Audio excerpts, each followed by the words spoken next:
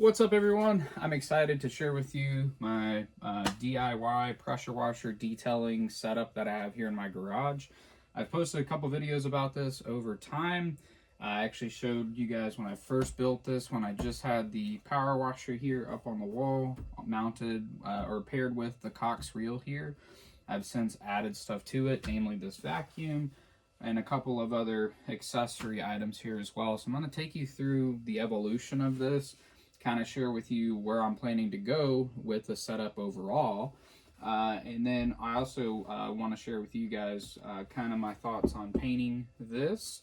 And then I'm going to share with you how I'm going to expand this as well. So without further ado, if you're interested in a DIY setup or wall-mounted pressure washer setup, like this, I'll walk you through what I've had to do. Obviously, it's always going to vary based off of the garage, the type of construction your garage is made out of, whether it's wood or block, things like that. And then what's the existing infrastructure that's there, namely like electrical, plumbing, things like that. I've had to add both of those in my setup, so I can take you through what that entailed for me, maybe give you guys some ideas as well. So if that's of interest to you, stick around. You'll be sure to watch this video in whole, and then at the end, I'll share with you what the future plans are for this setup. Okay, guys, so I apologize in advance for the weird camera angles and the fact that the car is still in the shot. I was going to move the car outside, storming kind of bad, so I don't really want to park the car outside if I don't have to. That's also why I'm kind of limited on the space here. I know sometimes the camera makes the garage look massive, and it's a pretty good sized garage for a house, but it's not massive by any stretch of the imagination, so I'm working with the space that I have. So with that being said, this is my setup, and I'll explain to you how I got to this point. So first and foremost, I'm aware now, I started this over a year ago at this point. There are other products on the market now. I think there's a company called Giraffe Tools that actually makes a pressure washer reel that's actually retractable all in one. And it's a really nice, solid unit from what I've heard. I've never used one personally, but it takes all of this and puts it into a very nice package. So that may be of interest to you, but I'm going to explain to you why I went the route I have and why I wouldn't change it. So first and foremost, why even do this? Besides the fact that it looks cool, I think the two main reasons most people do it, and they were certainly the two reasons that I did it, was the fact that you have convenience, because it is extremely convenient to wash and detail cars now, having a setup like this. And two, it's for space. This saves a ton of space because now my vacuum is up here up on the wall out of the way. And then my pressure washer is the same way. It's now up here out of the way.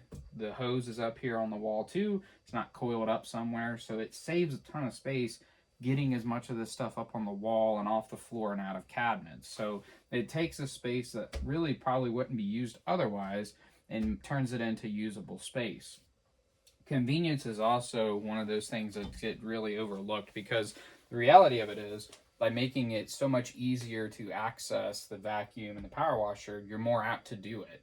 And it makes the process so much more enjoyable. I can wash a car, take the pressure washer hose out there, do my thing, and then reel it right back up. I can then also vacuum out the car, and then I can put it all away relatively quickly. And that's nice. You're not having to lug all the stuff out to the driveway. You don't have to bother with that. The other big key about having it split apart like this, namely the power washer and the reel, is serviceability. Because the reality of it is, stuff is going to break, stuff is going to wear out. And so if you get one of those units that's all in one, 9 times out of 10, it's often something silly that breaks that ruins the whole unit. And for me, it's a lot like, you know, the 3-in-1 printers and things like that. They're great, and they definitely save space. And so if space is something that you're limited to, that may be your only option. But for me, having enough space to have this split apart like this and have the serviceability aspect, that's more appealing to me, because this will last a lifetime. You have to maintain it, obviously, and obviously the power washer may have to be replaced or the hoses have to be replaced. But for the most part, this setup as a whole will last. And that's what I like about it. I don't have to throw out the whole thing. If the hose breaks, I can just buy a new hose. If a fitting breaks, I can buy a new fitting, things like that. And I have full intents of swapping this power washer out at some point with a better unit. Haven't fully committed to which unit that will be. The Kranzel definitely seems the most appealing in terms of having an actual wall-mounted setup, but it is extremely expensive. I don't know that I'll have the funds to do that anytime soon, but that's definitely the dream there. So we've gone over why you may want to do this for convenience, for space. I've also added in why I went the route I did with having it's split apart like this, and that's namely, again, as I mentioned, for serviceability. So the next part of this, I'll go to the expansion pieces that I've done, namely this rack here, the paper towel holder, and then behind me the IK sprayer, and then the DA polisher mount that's over here as well. And I'll explain to you why mine is set up a little bit differently than some of the other people on YouTube. So in this part of the video, I'm sharing with you why my setup looks a little bit different than some of the other setups that you may see on YouTube. One of the biggest differences, I have a paper towel holder here in the middle. Most of the setups you see online, they put the reel right up here against the shelf, which I think looks great. It really does. But what I have found is I enjoyed having a little bit of a space between the reel just because it gives me room to work. I could feel like I can get all the way around the reel if I need to from a serviceability standpoint. I don't have to take it apart if that were to happen. And then also for me, I'm a little bit shorter, so I wanted the reel at a height that was convenient for me. I wanted this to be as high up as possible, so that's why the pressure washer is still up high, because I can reach the power switch, and I've made sure that even on like the Kranzel where the power switch I think is on the top up here, I'll still be able to easily reach it. So I have that up high, but the reel is down low again to make it enjoyable for me, because I'm ultimately the one that's going to be using this 99% of the time. So that's why the reel is mounted down low, but I had this space that I needed to figure out what to do with, and a paper towel holder made the most sense, because I have found in detailing, there's often messes that you want to clean up that you may not want to use your nice rags for. So having paper towels nearby is always a good thing. I've also found working on cars, so this is my garage, and so I don't always just detail cars. And so I have paper towels over there by the workbench, but I also have them here now. That way, if I'm working on something and I need to quickly clean something off or clean my hands, I have paper towels that are readily accessible on this side of the garage as well.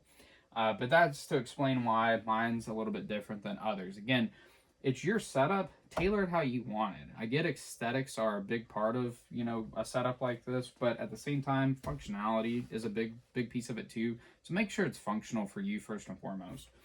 The next thing that you'll notice that may be a little bit different from my setup to some of the others on YouTube is the fact that I have this mount here. And this is where my foam cannon is, that's where my sprayer is, that's where the extensions are, and then I have my most popular power washer nozzles up here at the top.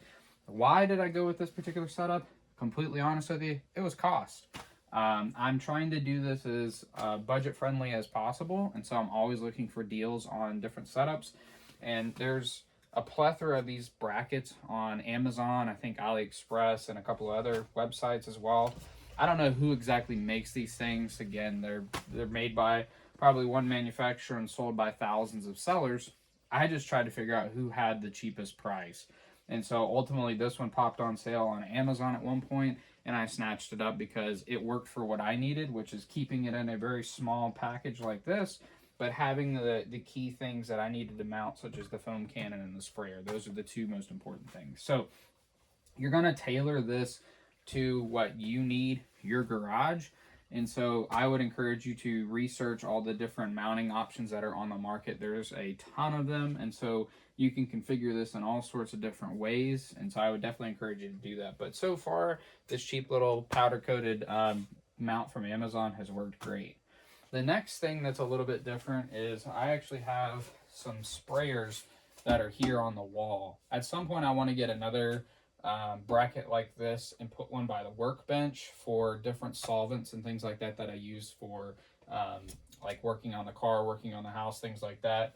But I particularly picked up this bracket again for cost and because it actually fits the IK sprayer. So I made a short on this. I'll try to link it below if I remember. But MacShine was one of the only companies at the time that actually made a wall-mounted bottle holder that's big enough for these IK sprayers, because If you're not familiar with the IK sprayers, they're really good heavy-duty detail spray bottles, but they're wider at the bottom than your traditional spray bottle. And so that poses a problem when you look at the wall-mounted options, because they're all smaller for the like Zep bottles or bottles you can buy at Home Depot. So this worked out great. It was also on sale on Amazon, so I picked it up. And I'll tell you, that's key too. If you're really interested in something, build a cart on Amazon, and over time, if you watch it, you'll notice that sometimes that stuff goes on sale. And if you're a little bit patient, you can actually save some money, because this wasn't a urgent, dire purchase that I needed. It's just something that, you know, enhances the setup overall. So I was able to wait. And that brings me to this. I actually had no plans of purchasing this particular bracket. In fact, I had no idea it even existed, to be honest with you. But Adams was running a deal, and they had this bracket for like under 20 bucks, I think. It was something crazy. Now, granted, it's just a piece of sheet metal with a arch cut out, and it's painted. But I'll be honest with you, when this came, it was in a box with no foam padding, no anything. It was just free flying in a box, so it got beat up. I'm not too upset about it, just because of, again, how cheap it was, and because as you use it over time, it's going to get beat up anyway, so I wasn't too upset about it, but just keep that in mind. But this was under $20. I believe it was right around $20 actually with tax. And so that made it easy to mount the DA polisher. I was actually going to get the Max Shine version of it to have it match this, but it was pretty much a third of the price of the Max Shine one, so it was an obvious choice for me. And so that's why I've kind of gone the path that I've done, is just from an economical standpoint. But I've tried to do it to where it looks as good as possible, because I do still care about how this setup looks, because when people come over, friends use the garage, it does need to look nice. It needs to look intentional, at least for me. So that's how I got to the setup that I'm at. The last couple of things that I'll tell you that I do plan to eventually upgrade at some point, as I mentioned earlier in this video, I do want to get a quieter power washer. I'll tell you, this Karcher's been up here for over a year now. I haven't had any problems with it, knock on wood. Fingers crossed that it continues to work well for the time being. I'm definitely not in any position to buy a new power washer right now, so I'm not going to be doing that anytime soon. But the long-term goal is to probably get a Krenzel unit because they are significantly quieter. And for a wall-mounted setup, I think that's one overlooked item, is how quiet the unit is, particularly if this garage is attached to your house. So keep that in mind. The other thing is, you can see here, I've been testing some paint. This is one of the potential colors I'm going to go with for this wall. So at some point, once I have finalized my setup, I will fill in the holes, cover the screws, and then paint. But I didn't want to do that until I've actually sorted this out to the point where I'm satisfied with it. The other thing that I do intend to upgrade is the vacuum hose here. The hose itself is fine. It's the hose that came with Vacuum Aid. But I do, much as I mentioned in the beginning of this video, convenience is key. And it's not a big deal to coil this up. I get it. It's a few extra seconds, honestly. But if I had this on a reel like I have the power washer hose here, I think it would make this so much easier, and it'll consolidate it. So I'll have some room down here at the bottom for other accessories in the future if I need to. So that's another long-term plan here as well. Again, that's quite pricey. I've been watching the prices of them. I've been waiting for some good deals. And if one comes up at a point where I can afford it, I will definitely do that. So if you want to stick around to the very end, the last part of this video, I'm going to go into wall color and then future plans for the rest of this wall, that you can kind of see where the banners are.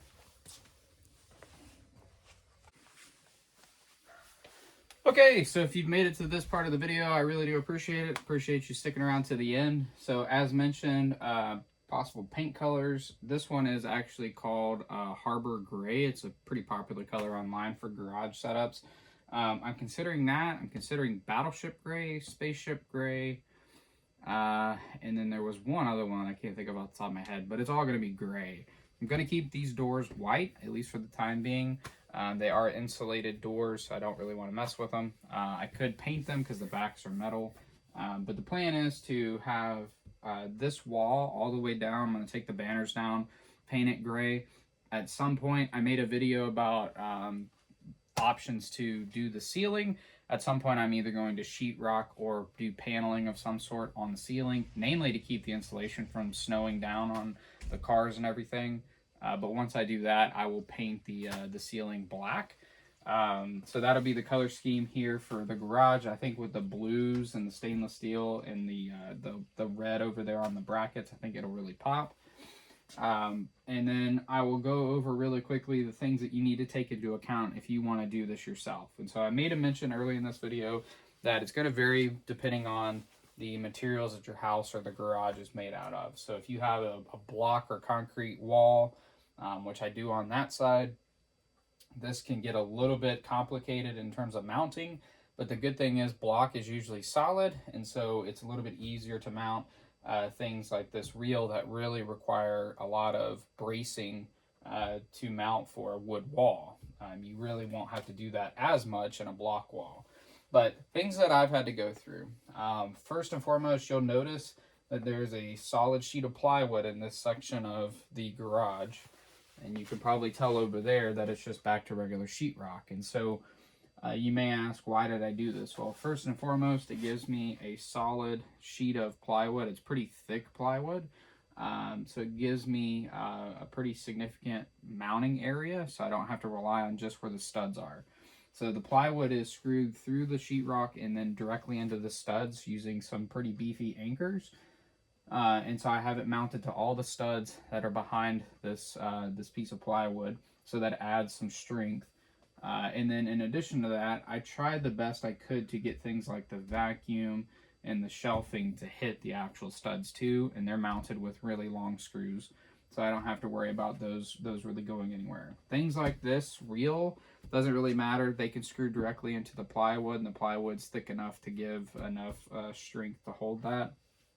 Same goes for this type of bracket here. I will say, if you are interested in going the Cox reel route, I would encourage you to either buy their bracket. They do make a bracket that widens the base back here so it matches the lengths of the studs or the distance of the studs. I think most are like 16 on center or something like that, if I'm not mistaken. But it basically expands it so that it can hit the studs. And so I highly recommend doing that. I will tell you that is not what I did. I actually have a backing plate here that I made myself. And then I also have it anchored to this plywood that's then anchored to the studs. And so this thing has, I think they're like 8-inch long anchors. And there's like 7 or 6, 4 in the bracket itself, and then I think there's like 8 in the actual plate that I made there behind it. So I did everything I can to make this as strong as possible, because you got to remember, when this thing is full of water, it can get quite heavy. Now granted, 9 times out of 10 this is fully unreeled when I'm using it, so I don't have to worry about that too much. But if you're doing something really quick and you do fill this up with water, I still wanted it to be strong enough to where it wouldn't be a problem. The other thing that you got to take into account is you're yanking on this usually when you've got it extended out into the driveway, so that is also going to be putting some pressure on the reel. So you just want to make sure that you have paid enough attention to this to make sure that it's secured safely and securely to your wall. So definitely take that into account. The other 2 things that I will tell you is plumbing and electrical. So again, this is going to vary on your house. If your garage is like mine and you're lucky and there's a hose spigot you can tap into, that makes the plumbing a little bit easier. If there's an outlet nearby, you may not have to do electrical. For me, I was only fortunate on the plumbing side of things, which I guess is better than nothing. And so this actual water line here already existed because it goes to an outside spigot. We did add an aqua system to it that is freeze proof. That's why this bumps out like this, is it's part of the freeze proof aqua thing.